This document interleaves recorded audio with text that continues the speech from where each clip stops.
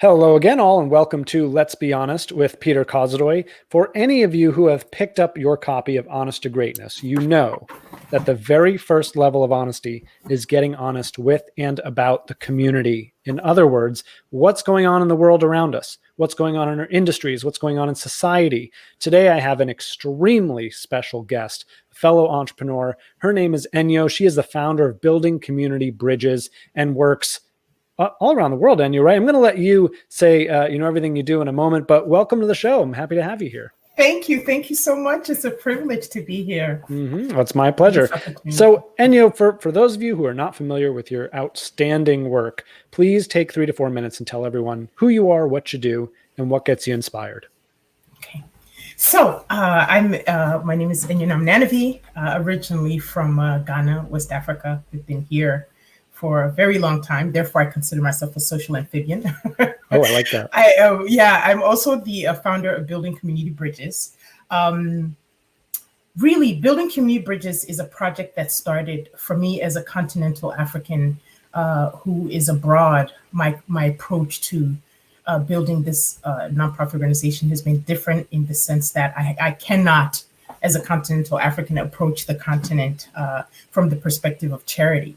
And so really this work for me, this organization has been both representative of an internal journey and an external journey to really get to the root of what is going on in our communities, what is going on the continent, specifically, at least in my region, Togo and Ghana, and not just focusing on the external aspects of what we need to change and transform, but really the causes, which has led me to internal. Ultimately, we started initially with wanting to address the basic needs because that's what, that's what people know, that's what foundations expect, that's how you can get some traction into moving into the social entrepreneurial space in terms of wanting to empower the community to move away from international dependency into turning more internal to focusing on what we really can do. And so it has brought me to Rice. And that is the main project that we are now working on, building a manufacturing center in Ghana, in the Volta region of Ghana. So give us more information on that, because I've heard your backstory, and it's incredible what you're doing. Like, actually tell people about the Rice project and everything, because I find it just fascinating. One of the most shocking numbers to throw out there is that Ghana, in 2018, for instance, Ghana imported $1 billion of rice. $1 billion. This is in the face of, poverty of farmers. This is in the face of communities that need, that need those opportunities, right? Communities that are subsistent farmers and so for me, that to me is a crime. That to me is a crime against the people. That the people are not being supported to develop, to grow the rice. We don't have manufacturing centers in Ghana.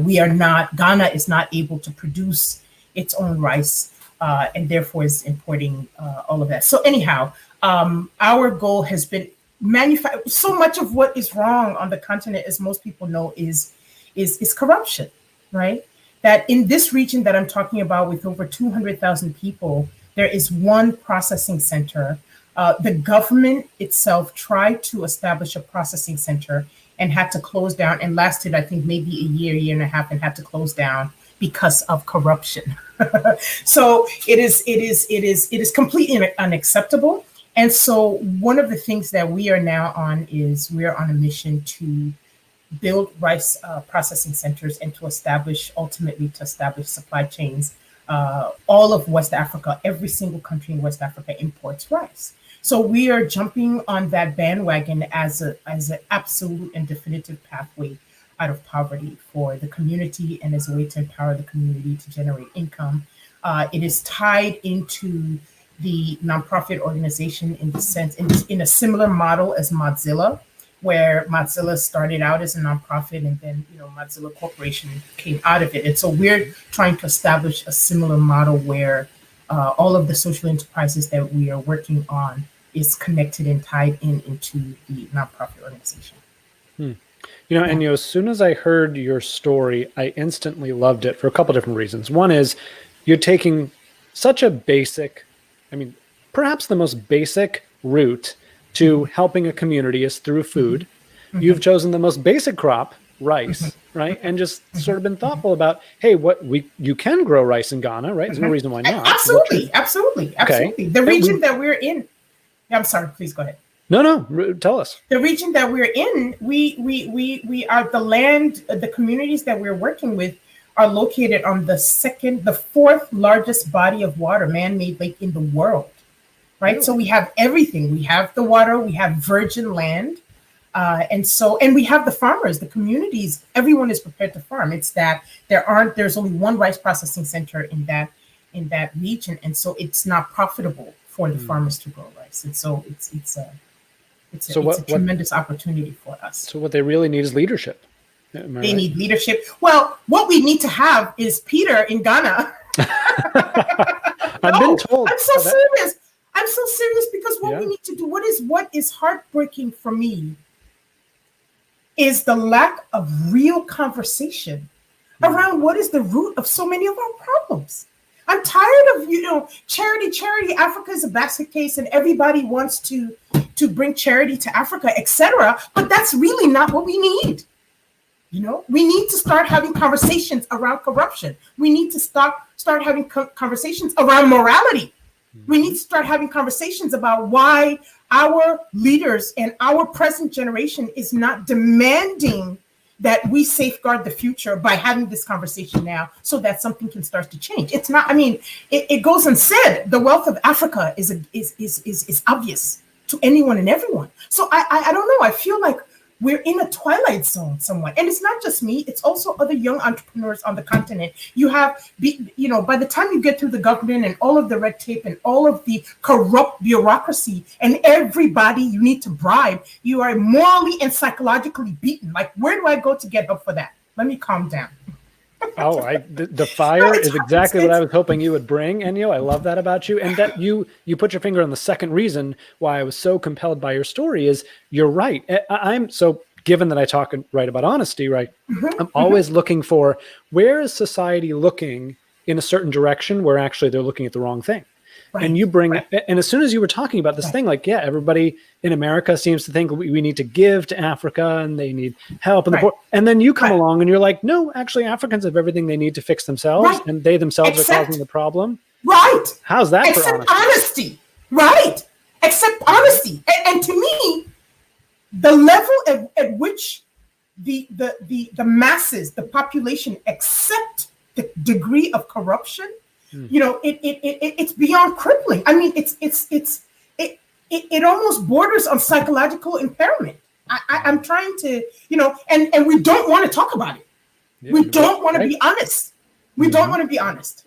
So it came to, my last project that, where the community stole from themselves and stole the rice and all of the things that I had to deal with just to try to move things forward.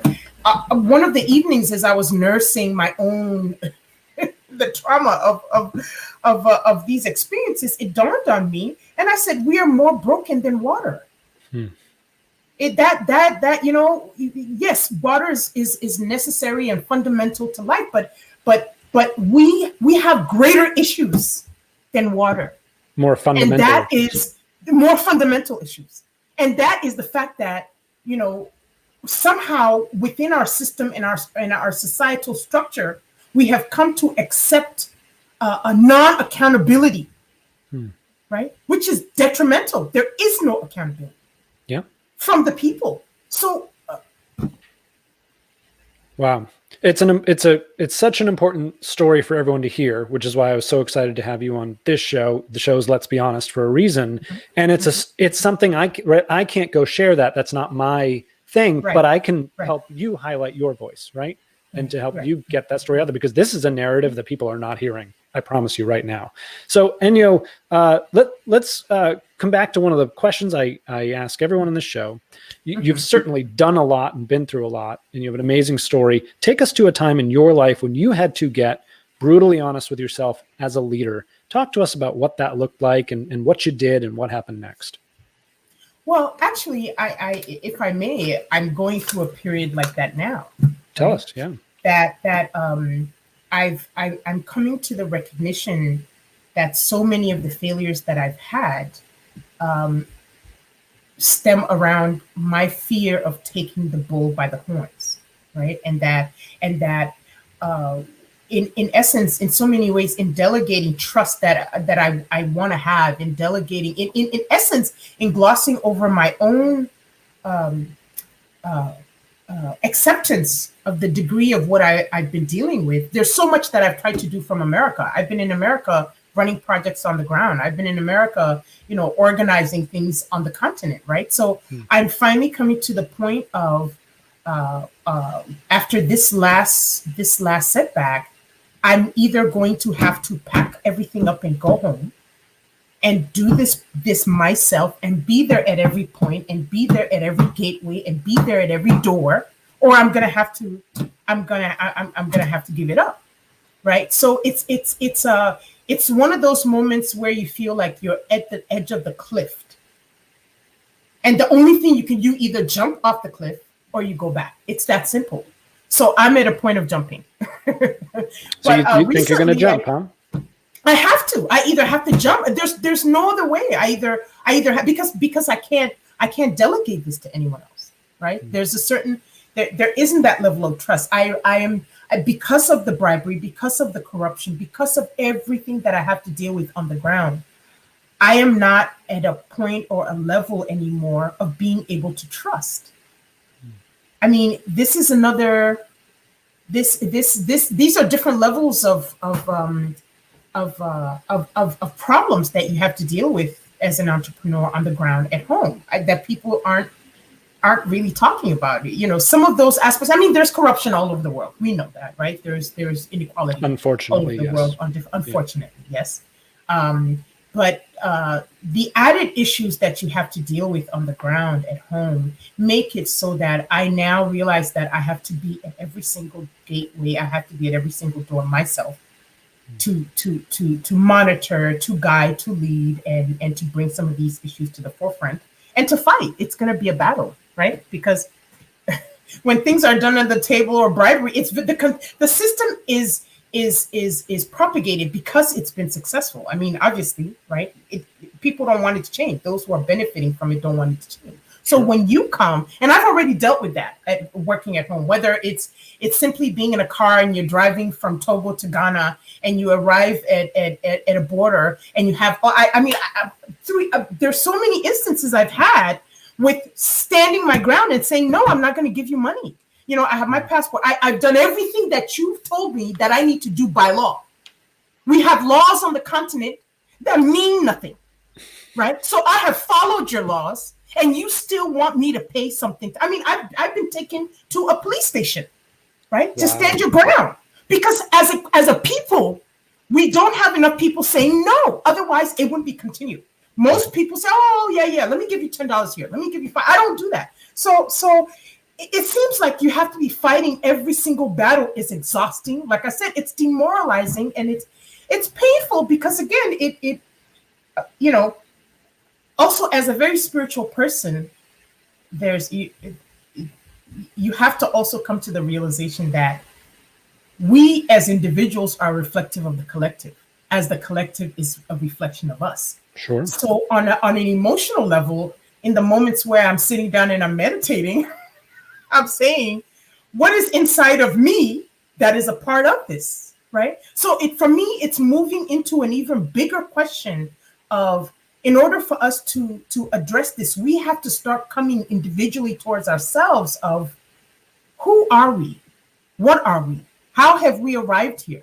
What are we teaching our children is accept? When you say honest to greatness, right?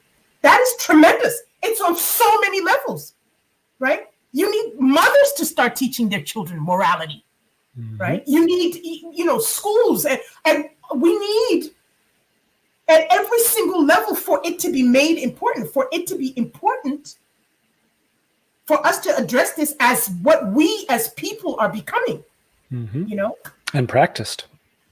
And it must be, and it's so much. It's even more necessary on the continent, at least.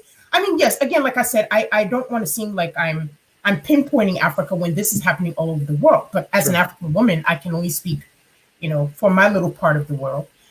But we this is something that I would love to work with you in the future, creating something around this point. We really need to have this conversation. We need to have it on a massive level, especially at this pivotal point in Africa's history where we are rising, right? That if we start to rise outside of the realm of ethics that we establish in honesty and establishing the rules and regulations that we choose will define what our future is going to be. We're going to be repeating everything that's happened before. So then then how are we truly rising? Yep. You can pump money into any situation, but if or more technology into Africa, but how is that really going to be improving Africa? I could listen. That's why I wrote a book about it, Enyo, because without honesty as the foundation, all the other stuff doesn't really matter that much. I agree. I was floored when I met you and I saw your book. I was like, this is the unit. Like, it was like a moment where the clouds. No, I'm so serious. And I thought, let me be calm because I don't want to scare him more. But I had never heard of your book. I think it's brilliant. It's beyond. It's a fundamental. It is fundamental. Thank you. Absolutely. I appreciate that. So, real quick, Enyo, of everything you've done, what are you most proud of, and what are you least proud of? Something you maybe regret, or that's I'm least. Well, maybe I should start. I'll start with I'm least proud of. I'm least proud of not having found courage at the level that I should have. I mean, I'm least proud of. I've been so afraid to have this conversation. I've spent years not knowing how to craft a model that is true to my unique position, right? That, for instance, I've went through periods of, well, maybe I should just go along and get along and be another one of these nonprofits that, you spew, the lingo and get the money from foundations and hop along with the UN and have a nice ride, versus this turmoil that I've had back and forth of, I want an NGO that not only implements, basic interventions, but demands the community to think. I've wanted to bring Joe Dispenza into these communities. I have wanted to bring meditation into these communities. I have wanted to have out loud the conversation that change cannot be externally focused. It's hypocritical. It's hypocritical that when we talk about developmental change, we are speaking outside of the elephant in the room, which is that the human being is not comprised only of the exterior, right? When all the cameras go off and there's nobody around, what are you faced with? You're faced with your mind. You're faced with your thoughts. You're faced with your inner self. So what foundation can I find that will give me money to go into a community in Africa, into a rural community, and say, what is the state of your mind? Do you understand that the state of your mind is at least 60 or 70% causal or affecting your reality, right? And again, it's not just the new age. Now we have scientific proof. We have the measurement problem with scientists, where science now accepts that the scientist who is the lead scientist on a project, his ideas of what the project is going to render or the results affects the outcome. Yep. So anyway, so I if I do not rectify this, I will not be able to die with peace. I started this NGO from a mystical experience, and I've just been so that's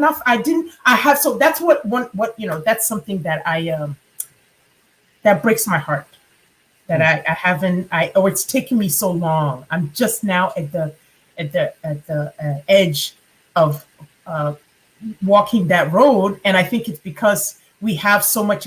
There's so much neuroscience, new information, and we have quantum physics. There's so much knowledge now to support what I've always wanted, the realm that I want to merge or create of social development and the internal sphere, that now I think I'm comfortable. I feel much more comfortable to walk that path and broach that subject. But in essence, I will admit that it's my own cowardice, and that's broken my heart, because I've been thinking about these things for over 7-8 years, and just terrified that when you go to foundations and they want to know how you're going to measure, your project, and what are going to be, and naturally so, right? I'm not saying that it's unjust, but what measurements do I establish for the abstract realm of change? Yep. Right. That's right. Or dialogue. Right. That's right. Yeah. So, and what about what you're most proud of? What I'm most proud of is I've been thinking about these questions. The very first time that I got $50,000 from the Segal Family Foundation. Wow. And it was my first grant, and I got it off of 2 pages that I wrote.